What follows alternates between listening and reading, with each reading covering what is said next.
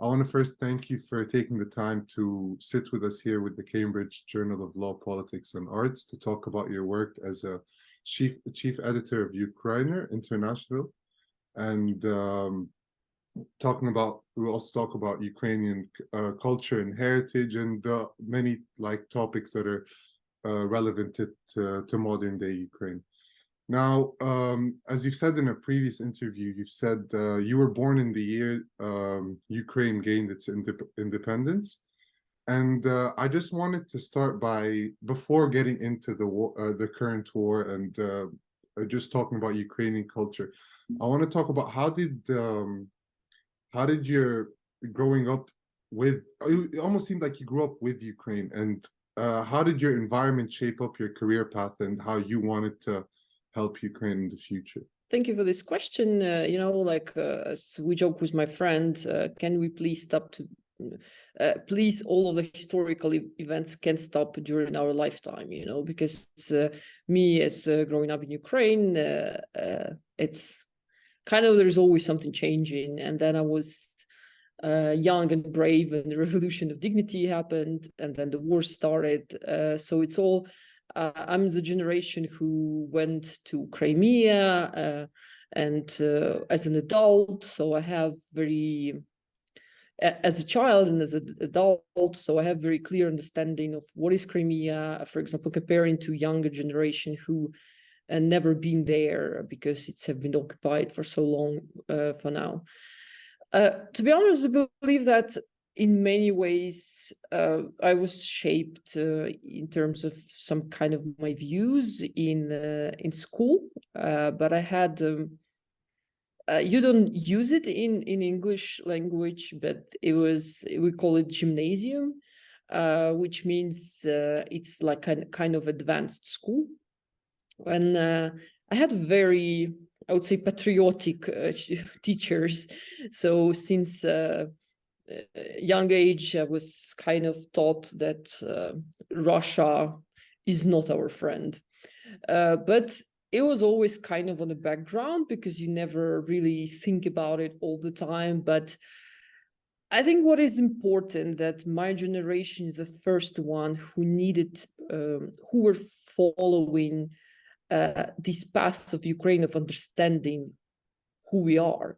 Because even though many information was disclosed before, like, I know, executed Renaissance or just Desятniki is like these artists from the 60s in Ukraine, or what Stalin regime and the Soviet regime in general were doing, but it was still not the same as it was in 90s or early 2000s when we were learning about the Holodomor, we were learning about what actually happened, about propaganda, about what we were taught were wrong, about looking for the roots of our culture that Soviet Union destroyed, tried to destroy. So I believe it's just was on the background all the time when I was growing up. And working for Ukraine, I've been for several years traveling a lot around the world, living in different places, and I understood that, I always sounded like Ukrainian nationalist, because wherever they were asking me, I was like, yeah, we have the best food, like the best everything. And it was always with me somehow. And when Russia invaded Ukraine in 2014, it started especially being complicated because everyone wanted to talk to me about it. And Russians were trying to talk to me, but this conversation never led anywhere. So for me, it was always obvious that wherever I go, for example, my mission as a Ukrainian is to build this image and reputation of Ukraine, because otherwise it's impossible. Yeah, you cannot be an active citizen and pretend that Ukraine has the same level of safety as, for example, I don't know, France or the UK or wherever. We grew up in the idea that we're in danger somehow.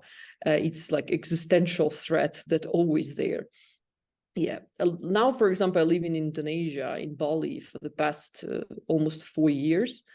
And it's a very complicated country to build any understanding about what is Ukraine.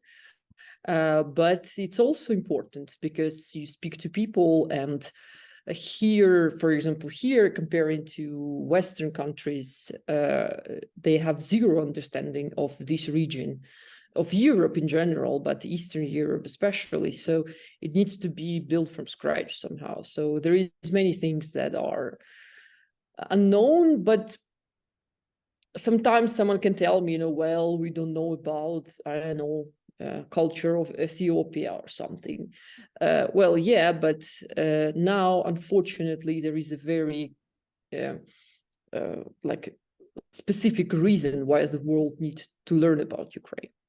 If there were peace, we would not care whether the world knows about us or not. But now we understand that this knowledge is actually a weapon.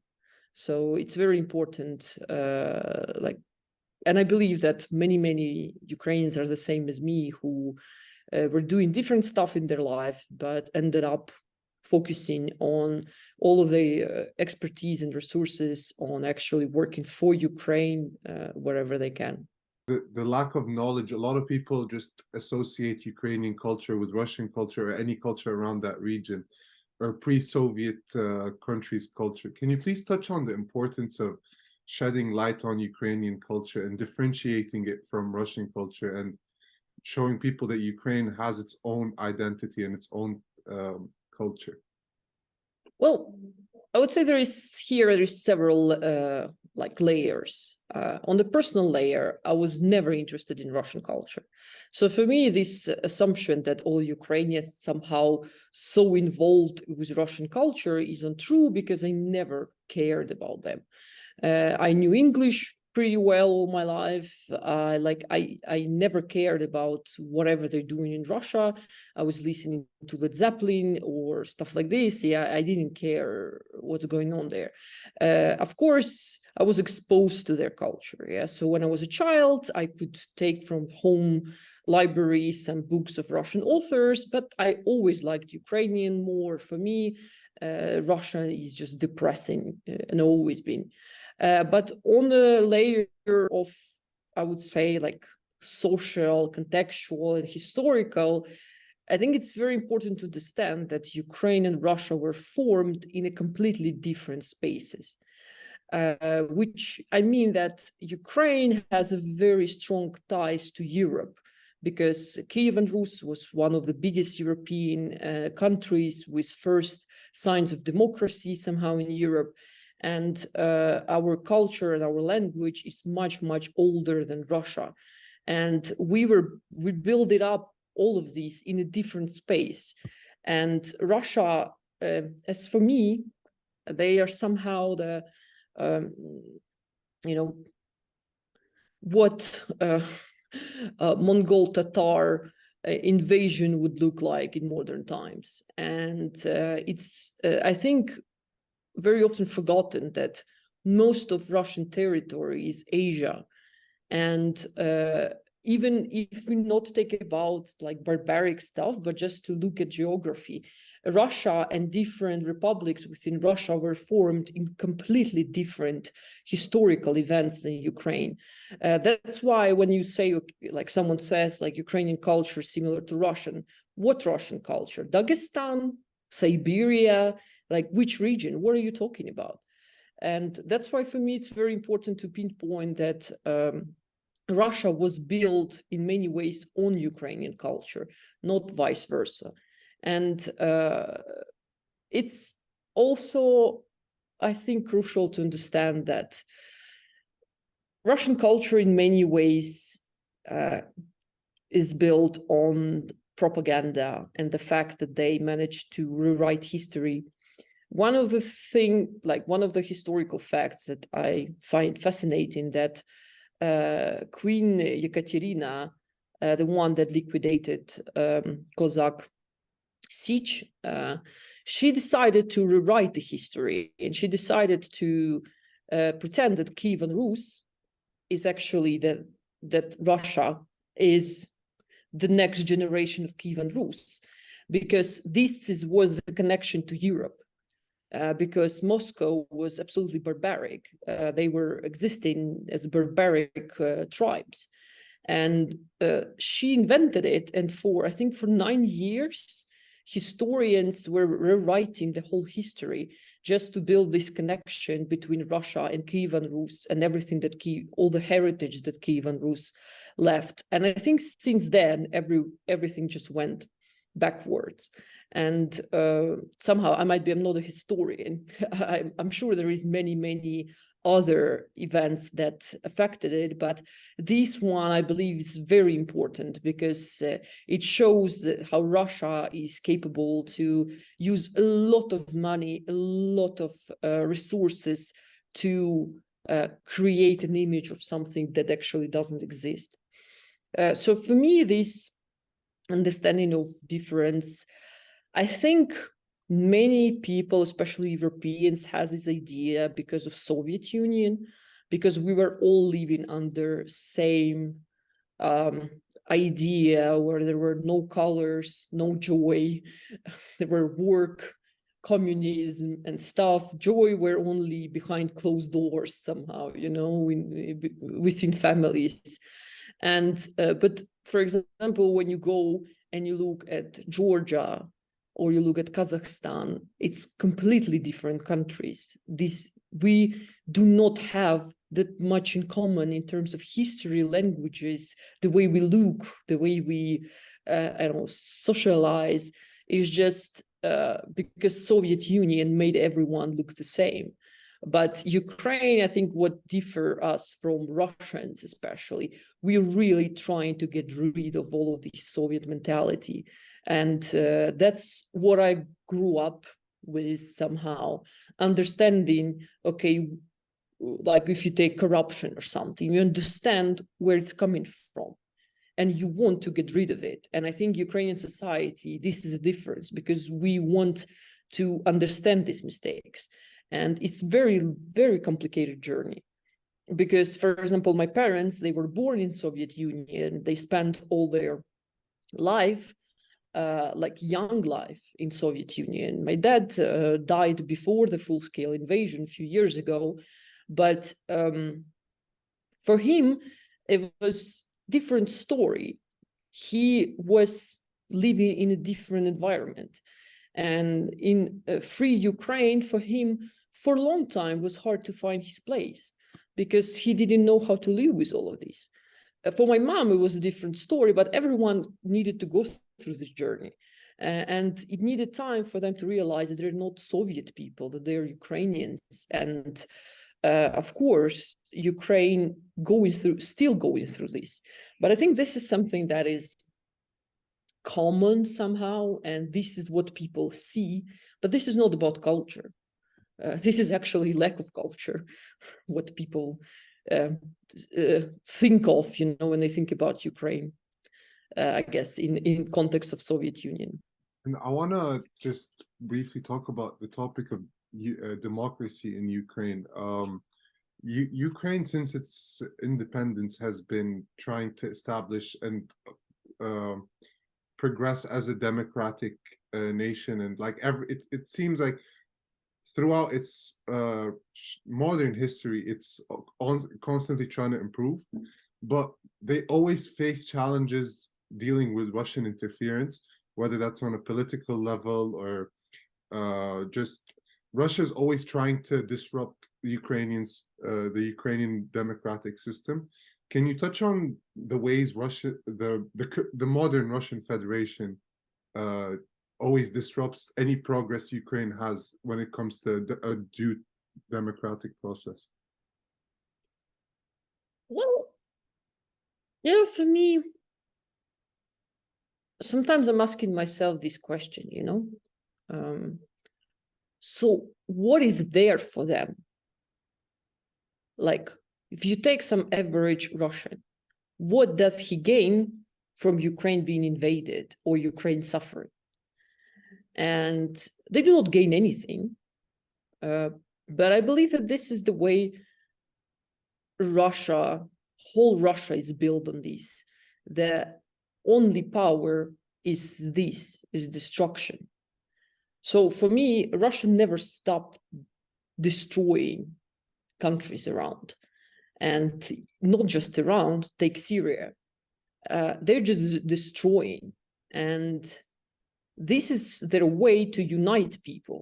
It's terrible, but this is the only thing they have.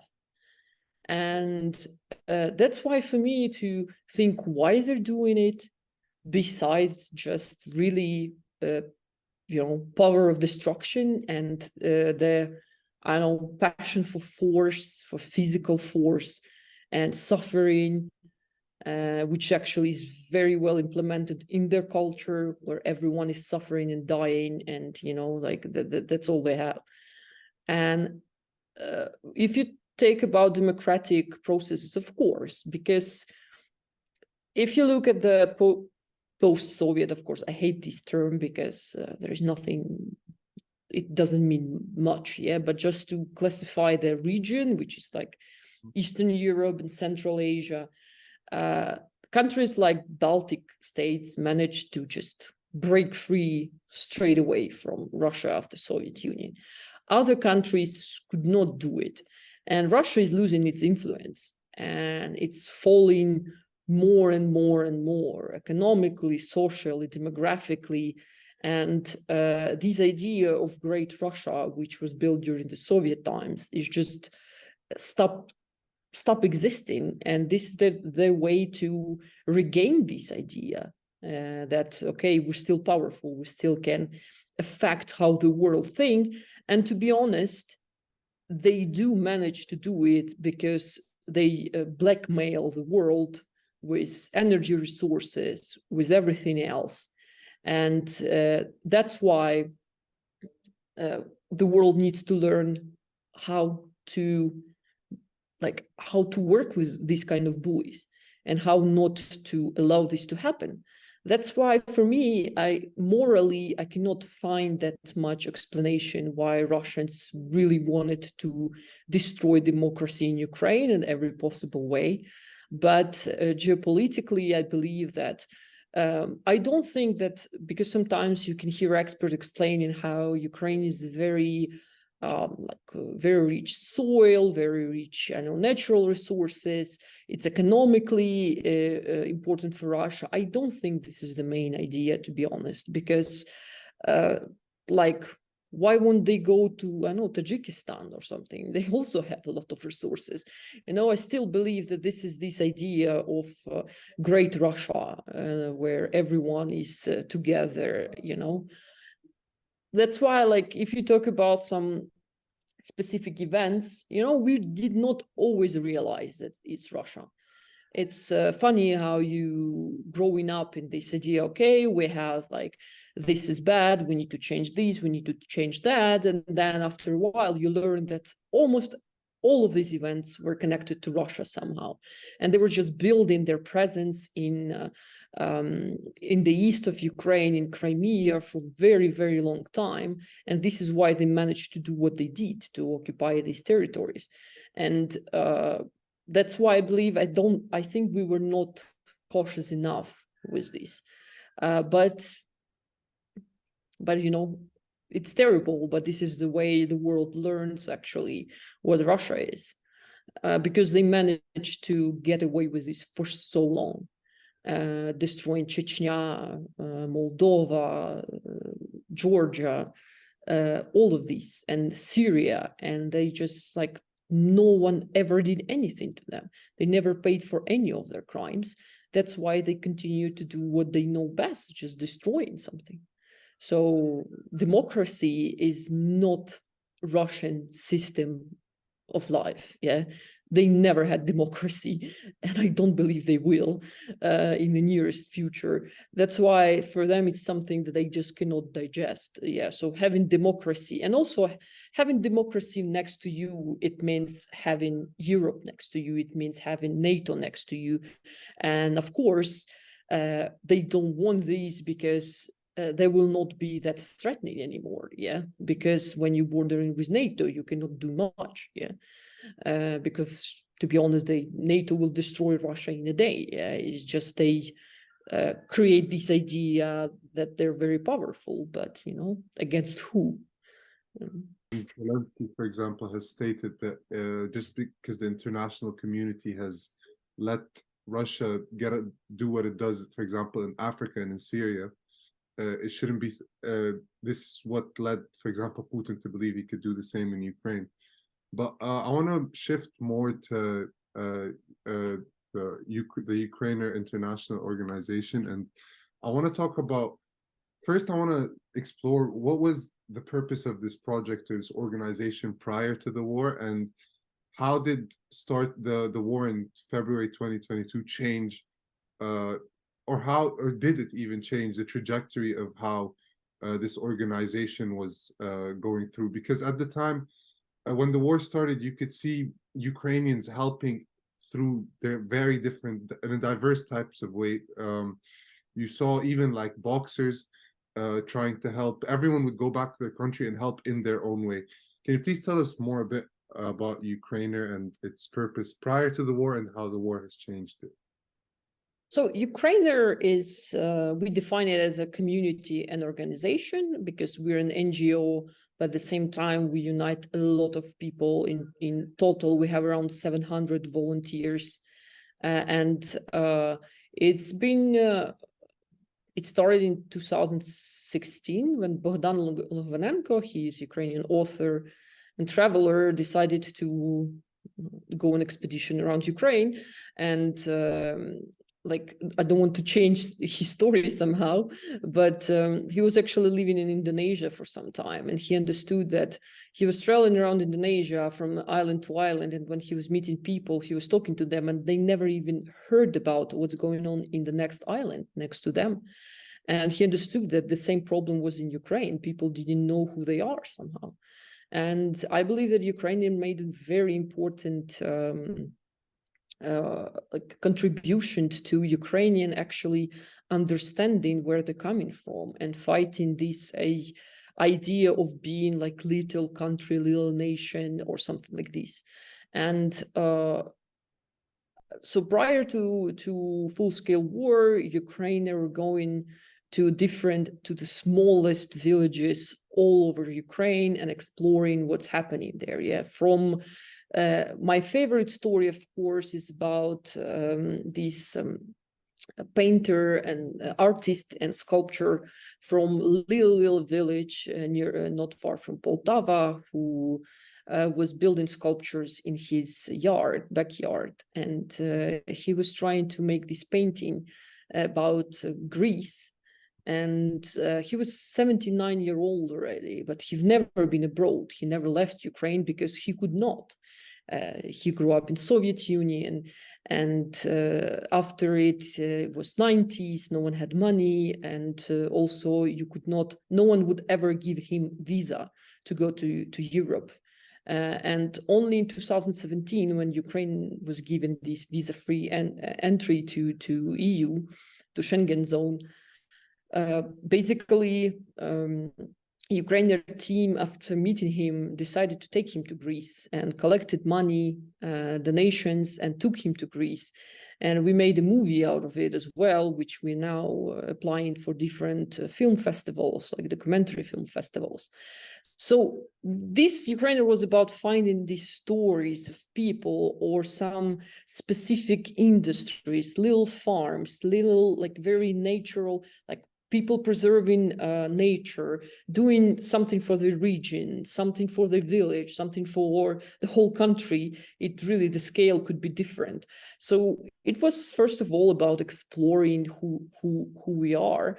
And I believe also one of the most important projects was the research on the indigenous people and national minorities of Ukraine, which we call national communities.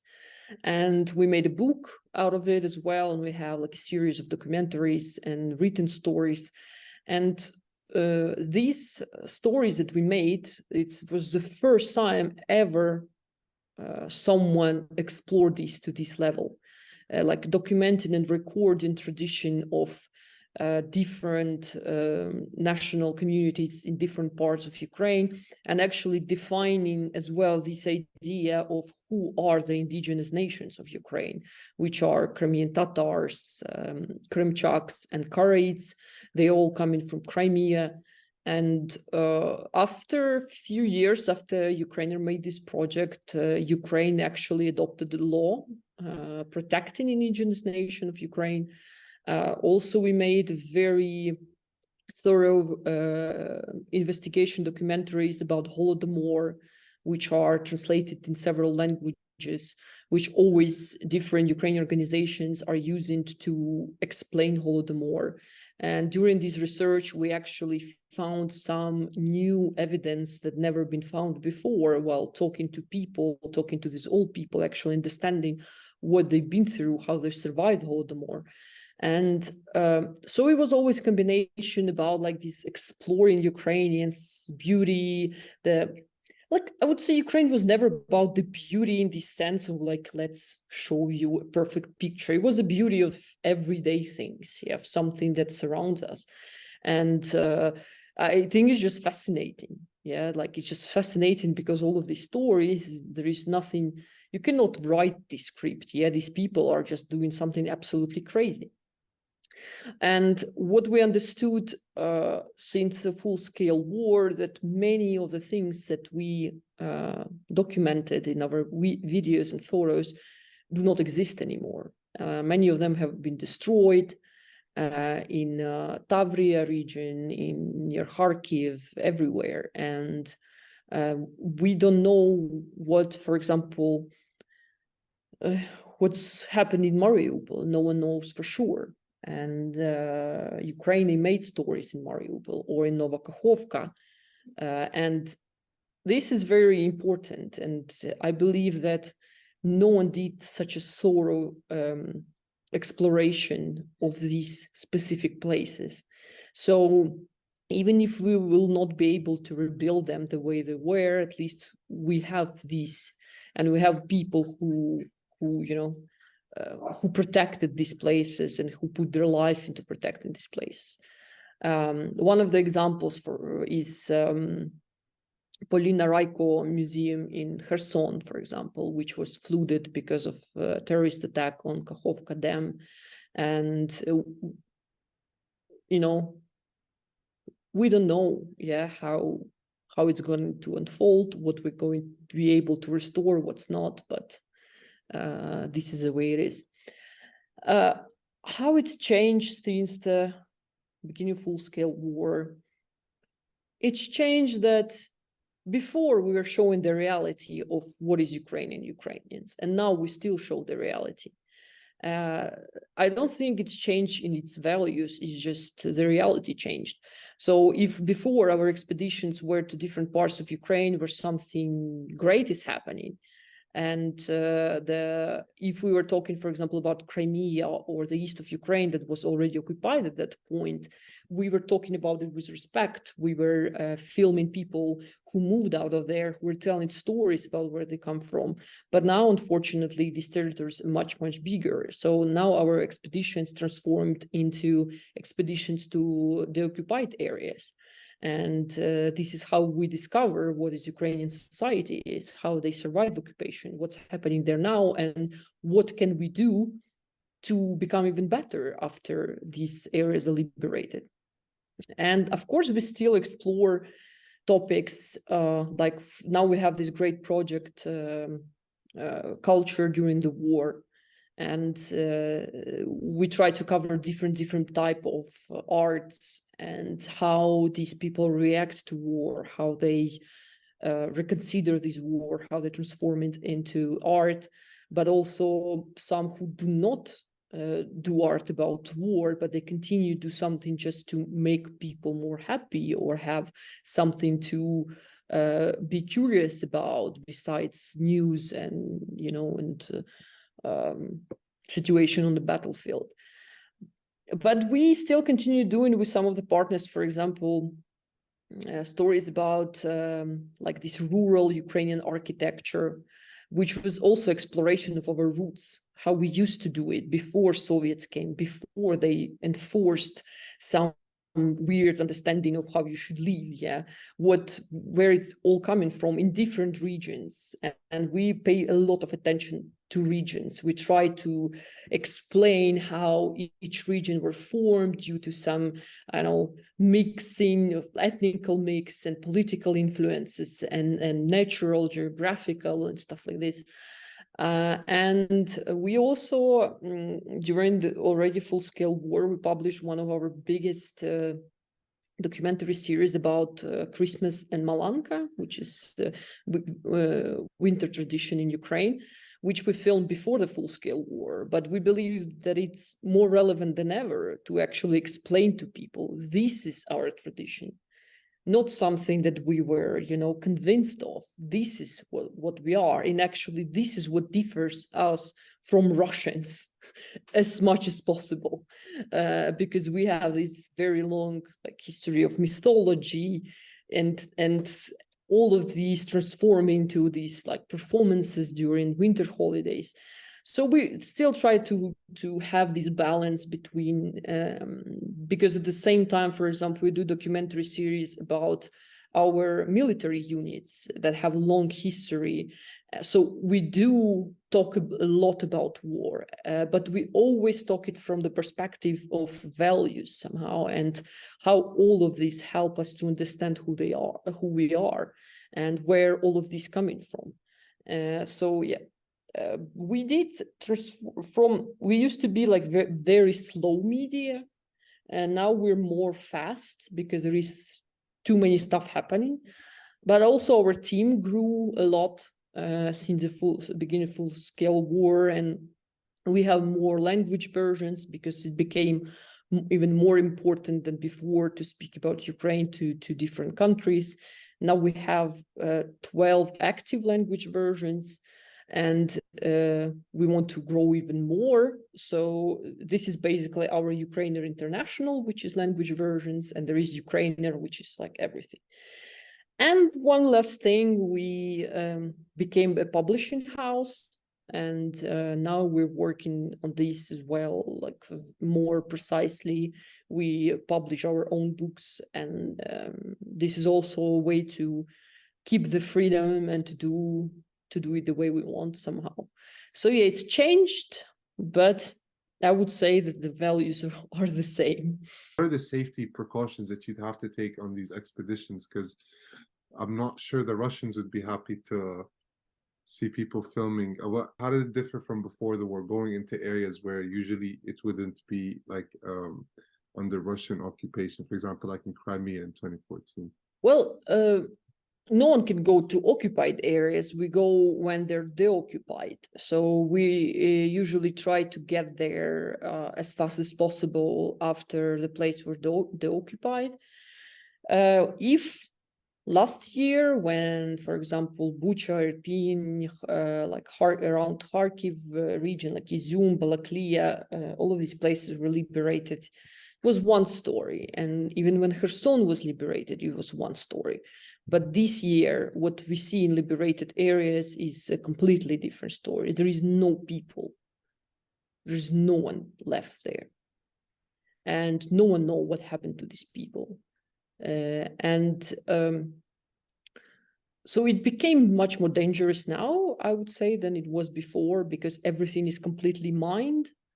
So you basically cannot be in the occupied areas without military. No one will allow you to go there because it's too dangerous. You cannot access anything without the presence of the army. Before, of course, after they clean the whole areas, then it will be possible. But before that, no.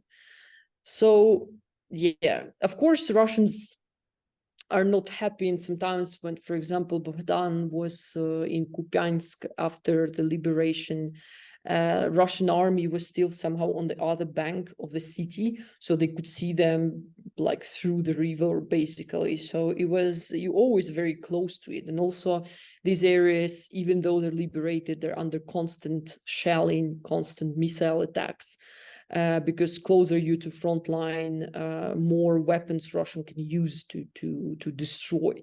So it's always dangerous, but it's the same journalists do go there and go to front lines all the time. So there is specific steps you need to take to kind of protect yourself, but also Ukrainian government I believe there's a lot of efforts to protect journalists who go there, and military as well. So it's very important I would say, to collaborate with people who can protect you while you're doing your job somehow. Yeah, so that's why we always kind of friends with army, with soldiers, because they're the only one who can actually protect us and tell us where we can go and where we cannot. Yeah, so Yeah. But still, I believe that this is because I'm not the one who going there. Yeah, this is my team, like a specific team who, for example, go to film the occupation, and this is a very specific story because you really need to be prepared and you need to be very,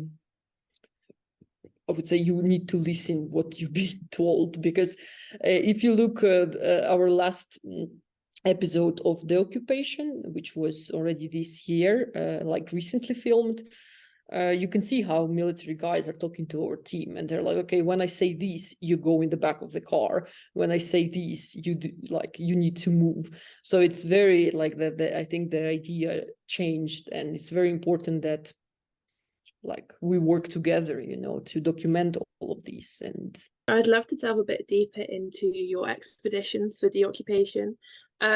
So how did the full-scale war influence your decision to embark on these expeditions, despite the challenges and safety risks? And were there any other influences towards that decision? Because it's quite a bold decision to go to these really like very dangerous places. Well, I guess this is it's very, I don't know how to explain this, but I think this is when you're a journalist in Ukraine, you kind of prepared for it. I don't know, like you're not asking yourself, I guess, that many questions whether I should go there or not. For example, for me, because I live abroad for a while now, yeah. So because my husband is from Corsica and we just found ourselves, we're from different countries, so it's a little bit different story. But for me, if I were in Ukraine, I will always go to front line somehow, because when you're there, first of all, when you're in Ukraine, you feel much more protected. It's a weird feeling, but you're like, okay, you know, it's like, I'll figure out. So I guess this is like when you need to be conscious about your choices somehow. So I guess journalists in Ukraine are conscious about who they are. So if they chosen to show Ukraine, this is what it implies as well. And I'm very grateful for somehow the bravery and the fact that they never doubt that this is important. But I believe, yeah, most of Ukrainian journalists risk, because even if you take fixers, for example, like Ukrainian journalists taking international journalists to front lines and organizing all the trips, they usually risk the most. But this is their way to contribute into, like, so the stories are correct and they have been documented in a proper manner. And the occupation, the idea of the occupation appeared in just one day when Bohdan were talking to one of our producers, Karina Pilugina, and they just decided, let's go to liberated areas, and they just did. So it's basically the same story as happened when Ukraine started, and yeah, this was just okay, let's go. And then it just transformed because it received a lot of attention, received a lot of great feedback. So, and we understood the importance of it, because besides the stories that are shown, there's also many stories that we do not show, that are documented as war crimes and that we keep in archives, and a lot of things that cannot be exposed now, for example. But it also changes completely your perception of many things when you speak to these people, or you kind of comprehend what actually happened there. So yeah, so I think that this is the reality of Ukraine. And also I believe this idea, when we filmed like first stories, for me, the occupation in many ways is a kind of philosophical concept. What does the occupation mean? Because you need to deoccupy not just your territory. There is a lot of things that needs to be deoccupied. All of the Russian influence, what it means to rebuild these cities, what it means to bring back people who left, what it all means. And I think finding these answers, this is also part of this story somehow. Yeah, that's really interesting. So how did you manage to bring light to those voices and like the experiences of the locals that you encountered and that you met along the way? And how did those stories kind of help to define that term, deoccupation? Well, Ukraine had a huge range of, of people around the world that they filmed before, or like, sometimes it feels like Ukraine is a big village, everyone knows each other, even though there is more than 40 million people living. So you just you start to look for someone, and this someone finds you someone else. And so it's always like this. And I guess you need to put, of course, a lot of effort to find the specific stories that are very representable. Yeah, you can speak to many people, and then you try, of course, sometimes it's very hard to choose the one that actually pinpoint them, highlight the main issues. Yeah, and then you build a story out of it somehow. And not all the people actually can express themselves. Some people need to be motivated. Some people need a lot of time just to talk about themselves, and to where you can kind of pinpoint what is the main ideas here. Yeah. So I like when it comes to somehow putting light on specific stories and specific people. I think this is one of the main things about Ukraine. Their main advantages is we're never looking for someone famous, or this is not our point. Of course, if we need to talk, if the mayor was leading the resistance, during occupation, we will talk to the mayor, because he's a person who can give us a lot of information. And but if, for example, the mayor left the city, then we don't care about him. We will talk to some farmer, who did something weird, just to save someone, or just to resist. And this is what builds Ukraine somehow. I think this is what our civil society is built on. And this understanding that I believe there is not just some fancy people who making a change. This is these guys, people in these villages who, I have some personal stories as well, like friends of my mom who were under occupation. Like this lady, she was talking to Russian soldiers, like they're, children in the kindergarten, and you're like, where do you have balls for all of this, And you can understand that this resistance is actually what says to Russians directly that they will never be able to win.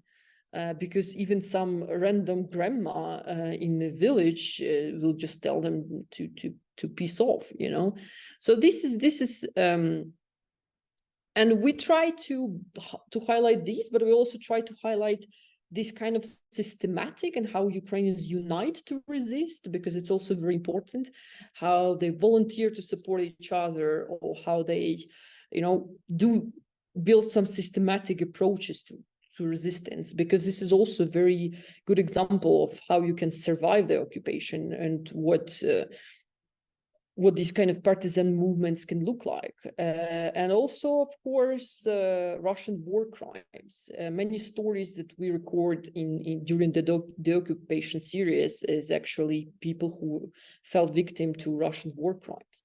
And but because we give them space, I think, to talk about it in a very free manner, I believe it's a little bit different than any kind of direct interviews, or which is also very important, but it's different approach. They take us to the places where they have been tortured, and they explain everything that happened to them there. And this is, so I believe that this is what always help us to have people like a central part of every story that we make somehow. So with the ongoing war, how have you balanced showcasing Ukraine's beauty and its culture and all of the people of Ukraine, whilst also acknowledging the challenges and the disruptions and the destruction caused by the war? I would not say that we balance it very well, like I'm asking myself these questions all the time, and especially like working with language versions. I do understand the needs to speak about Ukraine more, but then, something happens, like a Hovka or something, and you just cannot, you cannot be silent about it, or but still every time you try to explain about Ukraine, there is Russians did something bad, so it's like you just cannot get out of it, it's a loop, but I understand that because I've worked with communication, with narratives for many years. For me, it's obvious that people around the world are tired, and just telling some stories the way we did it at the beginning, not just Ukrainer, but Ukraine in general, it doesn't work the same way it was before. So you always need to find some angles and to uncover new stories. So again, I don't think we balance it that well, but we're working towards it, because we really want to show, besides some besides showing the war, to show what actually happens with Ukrainians during this, what do we do, how we live, how we resist it on everyday, in everyday life somehow.